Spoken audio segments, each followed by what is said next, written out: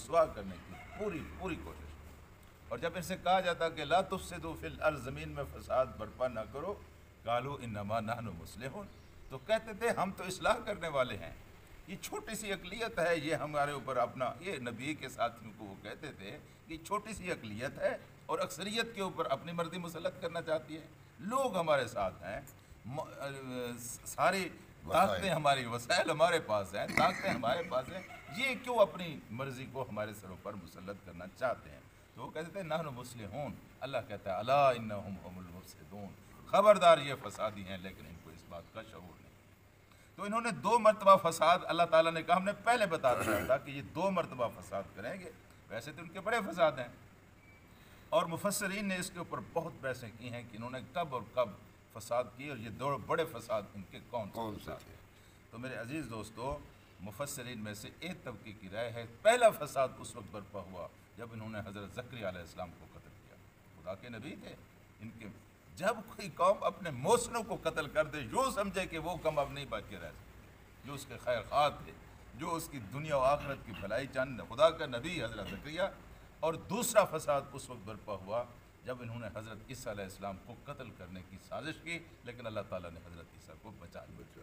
اللہ کی کتاب اور اللہ کا نبی بندوں، اور یہ ایک رکاوٹ ہوتا ہے، ایک دیوار ہوتا ہے.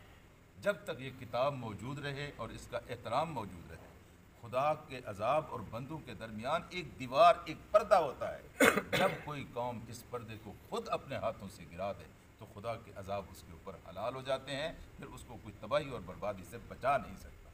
تو انہوں نے جب ان 2 نبیوں کے اتنے جلیل القدر نبی تھے، ایک کو ایکچولی پریکٹیکلی عملی طور پر انہوں نے قتل کر دیا، حضرت زکریا علیہ السلام کو قتل کر دیا، اور دوسرا بھی حضرت عیسیٰ علیہ السلام کو انہوں نے قتل کرنے کا فیصلہ کر لیا. اللہ پاک نے ان کو اوپر اٹھا لیا. تو اس کے نتیجے میں جو فساد برپا ہوا، پھر اس فساد کی تفصیل آج بھی ان کی کتابوں میں موجود ہے.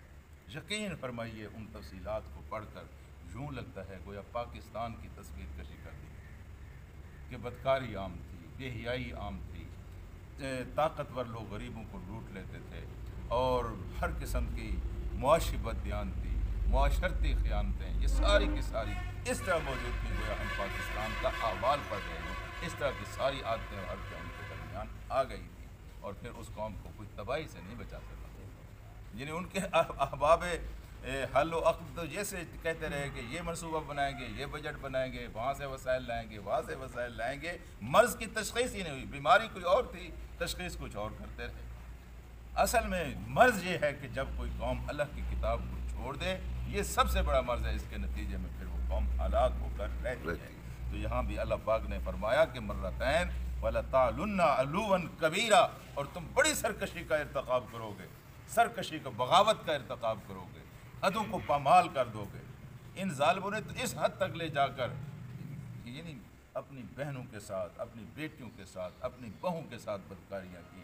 تو آج کل خبریں نہیں آ رہی مختلف قسم کی، بھائی اور بہن کے ساتھ، باپ اور بیٹی کے ساتھ، اس طرح کی سارے عام ہو رہے ہیں. بالکل وہی تصویر نظر آتی ہے. اللہ پاک ہمیں اس وبال سے محفوظ فرمائے. ویسے خدا سے، ایمان سے ڈر لگتا ہے کہ ہم بالکل اس راستے پر چل رہے ہیں جو تباہی کا راستہ ہے، جو بربادی کا راستہ ہے. من حیث القوم، جس طرح اللہ تعالیٰ قوموں کو تباہ کرتا ہے، ہم بالکل اس معیار کے قریب جا رہے ہیں. اللہ تعالیٰ ہمیں اس وبال سے محفوظ فرمائے. اللہم صلی علی سیدنا و مولانا